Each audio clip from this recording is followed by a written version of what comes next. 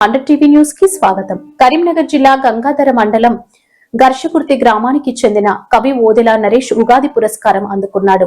ఉగాది సందర్భంగా కరీంనగర్ లో జరిగిన కవుల సమ్మేళనంలో ప్రతిభ కనబరిచిన వికలాంగుడు Odela Naresh Karimnagar revenue divisional officer RDO Maheshwar చేతుల మీదుగా ప్రశంస పత్రాన్ని అందుకున్నారు.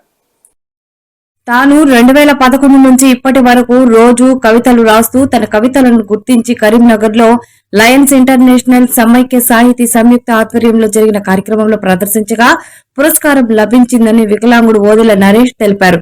అతడిని రాష్ట్ర ప్రభుత్వం రాష్ట్ర యంత్రాంగం గుర్తించి స్పెషల్ కేసు కింద ఏదైనా ఉద్యోగం ఇవ్వాలని ఓదెల నరేష్ కోరుతున్నాడు. ఈ కార్యక్రమంలో ఆర్డీఓ మహేశ్వర్, అధ్యక్షులు Mamidishetti Gopal, region chairman lions Galipalli Venkata, ప్రధాన కార్యదర్శి KS Anantacharya, professor doctor Aduvala Sujatha, కవులు తదితరులు పాల్గొన్నారు.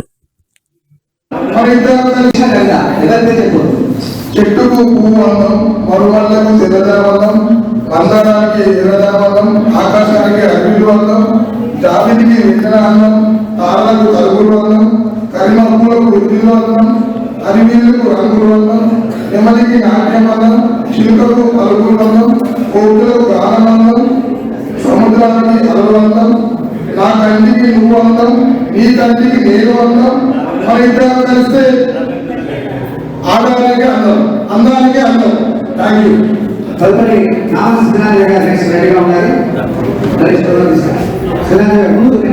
ముందు కూర్చోవాలి.